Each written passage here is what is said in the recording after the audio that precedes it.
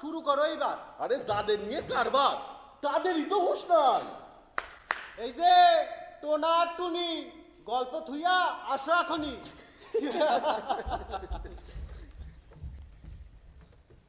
বিপ্রপুরে ছিল এক দরিদ্র ব্রাহ্মণ, ভিক্ষাবৃত্তি করি করে জীবন পালন। বিপ্রপুরে ছিল এক দরিদ্র ব্রাহ্মণ, ভিক্ষাবৃত্তি করি করে। না থামিয়ে পারলাম না। ঠিকই তো আছে, ভুল কোথায় হলো? অনেক অনেক ভুল। কোনটা ছেড়ে কোনটা বলবো সেটাই ভাবছি। আমি জানি কি ভুল হয়েছে। কেউ বুঝলো না, তুই ঠিক বুঝে গেলি, তাই না? ঠিকই তো আছে, গতকালের রিহার্সালটা তো ঠিক এমনটাই ছিল। 1 মিনিট আমাকে বলতে দে। নাচের সময় সুদীপদার পা মিলছিল না। ওই তুই নিজে নাচছিলি না আমার পা দেখছিলি? নাচের সময় তোমার স্টেপিং মিলছিল না। ঠিক বলেছি অর্কদা? তোরটা মিলছিল অনেক। আরে আমি তো থাকবো পেছনে, আমারটা না মিললে অডিয়েন্স বুঝতেই পারবে না। অডিয়েন্সকে মূর্খ ভাবিস না। একটা ছোট্ট ভুল না ওদের চোখে সবার আগে ধরা পড়ে, কারণ ওখানে কয়েকশো জোড়া চোখ একসাথে দেখছে, তাই ভুল হলে ওদের চোখে ধরা পড়বেই। আর তুই যা সব হিরে জহরত চড়াচ্ছিলি না, তোকে তো সবার আগে আউট করা উচিত। তোর স্টেপিং তো আনপ্যারালা, মানুষ চেষ্টা করেও তোর মতো ভুলভাল স্টেপিং করতেই পারবে না। আর সুদীপ, তোকে কিন্তু দেখে মনে হচ্ছে তুই কমফর্ট ফিল করছিস। এই অর্কদা এই ধুতিটাই সব গন্ডগোল করে দিচ্ছে, পাগুলো কেমন আটকে আটকে যাচ্ছে। কিন্তু এই নাটকটা করতে গেলে তোমাকে তো এই পোশাকটা পরেই করতে হবে, অন্য পোশাক তো চলবে না। এইভাবে পড়লে এই হাঁটুর কাছটা খুব ঝামেলা করছে। এটা না থাকলে আমি কমফোর্ট, কোনো প্রবলেম নেই। বাহ, পালা গান করবি বারমুডা পরে, এতদিন এটা সত্যি কেউ ভাবেনি। না মানে এরকম কোনো পোশাক হলেই চলবে? চলবে না, পালা গান করতে গেলে তোমাকে ওই ধুতিটা পরেই করতে হবে। ওটা পরে প্র্যাকটিস করে করে ওটাকে কমফোর্ট করে তুলতে হবে। আর কি কি ভুল হয়েছে? উচ্চারণ। যে ভাষাতে এই নাটকটা লেখা হয়েছে তার একটা নিজস্ব অ্যাকসেন্ট আছে। আরে সেটা না আসলে তো এই নাটকের মজাটাই আসবে না। আমি মানছি এ ধরনের নাটক আমরা আগে কখনো করিনি, এই ফরম্যাট আমাদের কাছে নতুন, এটা যেমন সত্যি, পাশাপাশি চেষ্টা করলে আমরা পারবো এটাও তো সত্যি। সময় লাগবে অর্কদা, অ্যাকসেন্টটা না খুব টাফ আছে। আচ্ছা, আমরা যদি সব সময় এই ভাষাতেই কথা বলি? তাহলে তো ভালোই হতো, কিন্তু জানি না তো বলবো কি করে। এই তোরা এমন ভাবে কথা বলছিস না যেন এটা পাঞ্জাবি, গুজরাটি, মারাঠির মতন কোনো আলাদা একটা ভাষা। আরে বাবা, ভাষাটা তো বাংলা, আফটার অল আমাদের মাতৃভাষা। বাবা, আমি কিন্তু তোমার চা করিনি। মানে মানে এই চিনি দেওয়া চা তুমি খাবে না। এই বাড়াবাড়ি করিস না, মাঝে মধ্যে 2-1 কাপ চিনি দেওয়া চা খেলে কিচ্ছু হয় না। মাঝে মাঝে সুগার ফল করে যায়, আর তখন কিছুটা মিষ্টি খেয়ে নর্মাল করতে হয়। তাই মাঝে মাঝে 1 কাপ 2 কাপ চিনি দেওয়া চা খাওয়া যেতেই পারে। অনেক এই প্রথমবার তুই একটা বুদ্ধিমানের মতন কথা বল। আমি সবসময় বুদ্ধিমানের মতনই কথা বলি, কিন্তু তোমরাই আমার কথার অর্থই বুঝতে পারো না। ঠিক বলেছিস, আমরা আসলে তোর ওয়েভলেন্থে ঢুকতেই পারি না। আচ্ছা, চা পাতা আর চিনি দুটোই শেষ হয়ে গেছে, আনতে হবে, নইলে কাল থেকে চা বন্ধ হবে না। ফান্ডে টাকা নেই, সবাই মিলে চাঁদা দাও, না হলে চা বন্ধ। সে কি রে, টাকা শেষ? হ্যাঁ, তা তো সেটের কাঠের টাকা সম্পূর্ণ দেওয়া যায়নি। সেট যে কালার করব তারও টাকা নেই। আমাদের ইমিডিয়েট একটা মোটা টাকা শো দরকার। ঠিকই বলেছিস, না হলে তো এই প্রোডাকশনটাই আমি নামাতে পারবো। বছরে 8টা 9টার বেশি শোনে, এভাবে দল চলে? আরে বিকল্প একটা কিছু ভাবো। ভাববো। এখন রিহার্সালটা শুরু কর। এখন ওটা নিয়ে ভাবলে ভাবনাটা হবে, রিহার্সালটা বন্ধ হয়ে যাবে। চা গোটাও, কুইক, জলদি পজিশন নাও, তাড়াতাড়ি কুইক, এসো জায়গাতে। গর্গপুরে ছিল এক পণ্ডিত ব্রাহ্মণ, কঙ্কের অবস্থা দেখা নিজের ঘরে যায় কঙ্কের সাথে নিয়ে। ঘরেতে ছিল তার কন্যা লীলা আর তার মা গায়ত্রী। কঙ্করে দেখা গায়ত্রী খুশি হলো মনে, পুত্রহীন পুত্র পাইল, মাতা মাতৃহীন। আদরে যতনে কঙ্কের দিন যায়, লেখাপড়া করে আর ধেনুতে চড়ায়। একদিন অকস্মাৎ গায়ত্রী জননী মহিলা শীতলা রোগেতে। কঙ্ক কান্দে, লীলা কান্দে, লুটিয়া ভুঁয়েতে। দুইজনে দুঃখে দেয় আস, দুইজনে আক্রাইয়া করে বাস। ঘর না ছাড়িয়া কঙ্ক থাকে যতক্ষণ, কঙ্কের বিরহে লীলার মন উচাটন।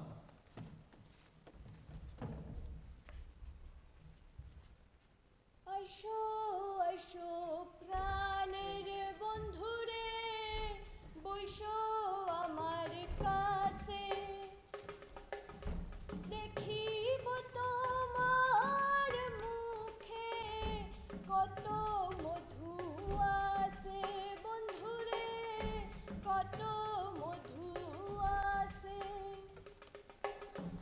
আইসো আইসো প্রাণের বন্ধুরে, বইসো আমার কাছে।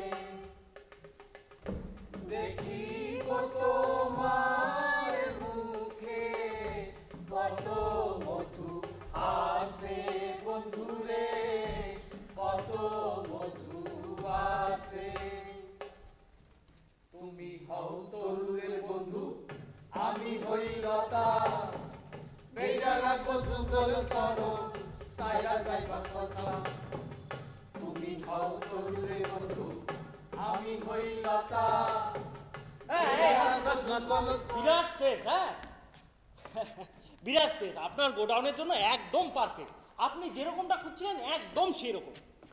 হ্যাঁ, জায়গাটা তো বেশ বড়ই আছে।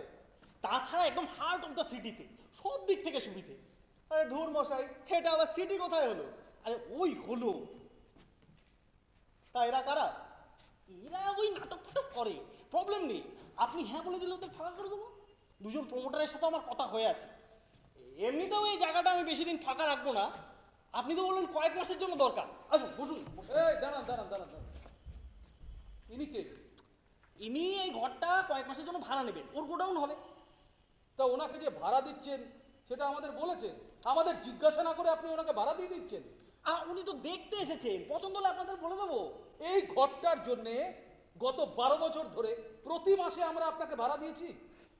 ক টাকা ভাড়া দেন মশাই? যাই দিয়েছি তো, আপনিও নিয়েছেন, রসিদও দিয়েছেন। এখন আমাদেরকে যদি আপনি উচ্ছেদই করতে চান তাহলে আগে একটা নোটিশ দিন, 2 মাসের সময় দিন। আপনি বললেই আমরা সুসুর করে ঘর ছেড়ে দিয়ে চলে যাব, এটা আপনি ভাবলেন কি করে? এই দাদা, এই আপনার গোডাউন না এত তাড়াতাড়ি হবে না, সময় লাগবে, সময়। আরে ধুর মশাই, আপনি তো বলেন ফাঁকা ঘর, এত ঝামেলা আছে আগে বলেননি তো। আরে ওসব নিয়ে আপনাকে ভাবতে হবে না। আপনি শুধু বলুন আপনার পছন্দ হয়েছে কিনা। দাঁড়ান দাঁড়ান দাঁড়ান, হয়েছে অনেক, ঠিক আছে? আমি ব্যবসা করি, এসব জিনিসের মধ্যে আমি নেই, ঠিক আছে? এটা ঠিক হলো, তাড়িয়ে দিলেন, আমার দুটো পয়সা হতো। আপনার পয়সা হতো, আর আমরা যে পথে বসতাম। সে তো এমনিতেও বসবে, হয় আজ নয় কাল। আগে ঘর ছাড়া নোটিশটা তো দিন, তারপর আমরা পথে বসবো না আপনার বাড়ি বারান্দায় গিয়ে বসবো সেটা না আমরাই ঠিক করবো। ভাড়াটা উচ্ছেদের আইনটা পড়ে নেবেন, কাজে লাগবে। উঠতে তো হবে, নইলে কি করে ওঠাতে হয় সেটাও আমার জানা আছে। ভয় দেখাচ্ছেন নাকি? মেরে দাঁড়াবে? এই নিলে, এই যা বলার আমরা বলেছি তো, ওনার যা করার উনি করবেন। শুনুন দাদা, যদি আপনার ভাড়া বাড়ানোর দরকার হতো আপনি আমাদের সঙ্গে আলোচনা করতে পারতেন।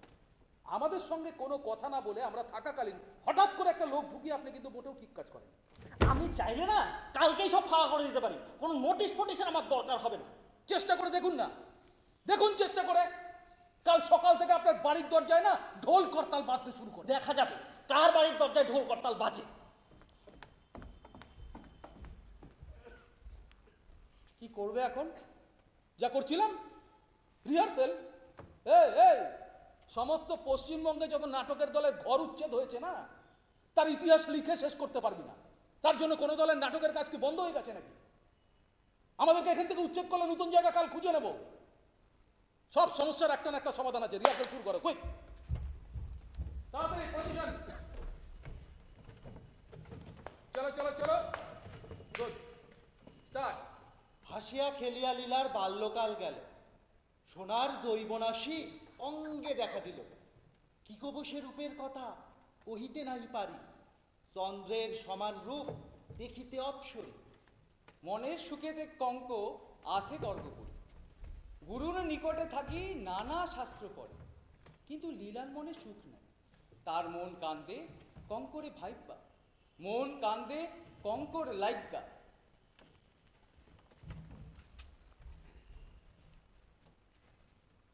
আইসো আইসো প্রাণের বন্ধুরে, বসো আমার কাছে, দেখিব তোমার মুখে কত মধু আছে বন্ধুরে। তুই কি করছিস? কি করছিস তুই? অর্কদা, আমার না একটু যেতে হতো, কাজ ছিল, পরে গেলে বাড়িতে গালি খাবো। তো সেটা আগে বলবি তো, তোকে ছেড়ে দিতাম। তা বলে এখন ভুল ভাল করবি? ছাড়ো ছাড়ো ছাড়ো, ছেড়ে দাও। ফুল স্ট্রেংথ না থাকলে কখনো রিহার্সেল করাও যায়। আমি তাহলে যাই? হ্যাঁ যাও, আর জিজ্ঞাসা করে কি হবে? অদ্ভুত মান। চলো আর কি, যে যার মতন বাড়ি চলো। এই জীবন, এদিকে আয়।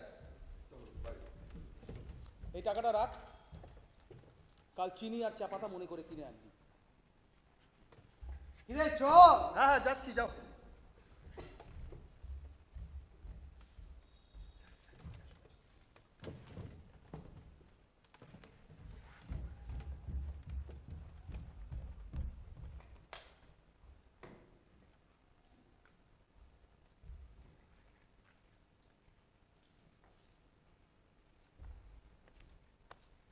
ওনাটা দাও। ওড়না? আমি কি জানি, আমি কি ওড়না পরি? আমি জানি ওটা তুমি সরিয়েছো, দাও। কি মুশকিল, আমি সরাতে যাবো কেন? দেখো আমি খুব ভালো করে জানি এই কাজটা তুমি ছাড়া আর কেউ করবে না। দাও, বাবা দাঁড়িয়ে আছে।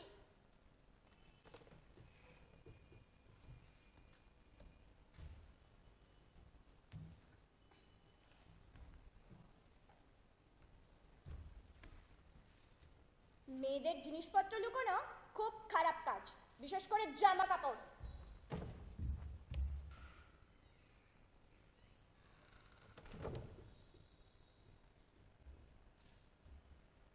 তাই এটা নিয়ে কি করতে?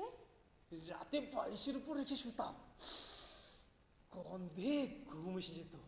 এমনি ঘুম আসে না বুঝি? আসে না তো। বুদ্ধ কোথাকার, এটা থাকলে আরো আসতো না, উল্টে সারা রাত কষ্ট পেতে।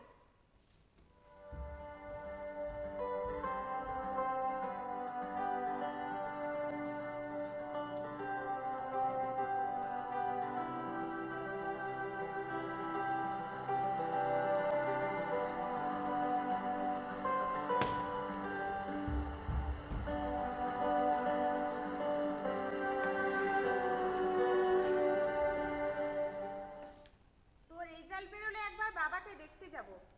অনেক দিন যাওয়া হয় না, শরীরটাও নাকি ভালো যাচ্ছে না। মা কাল ফোন করে বলল, তোর রেজাল্ট কবে বেরোবে রে? কি রে, তোর রেজাল্ট কবে বেরোবে?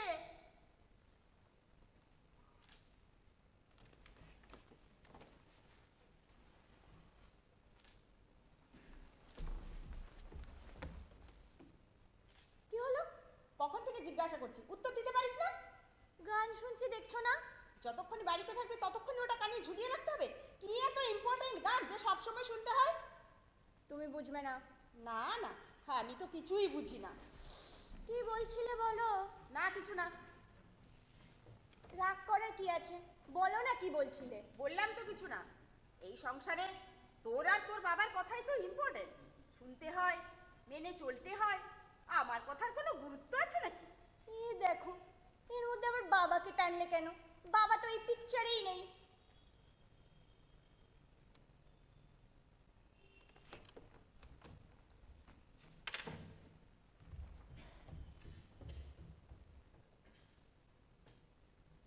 ও মা, রাগ করার কি আছে, বলো না কি বলছিলে।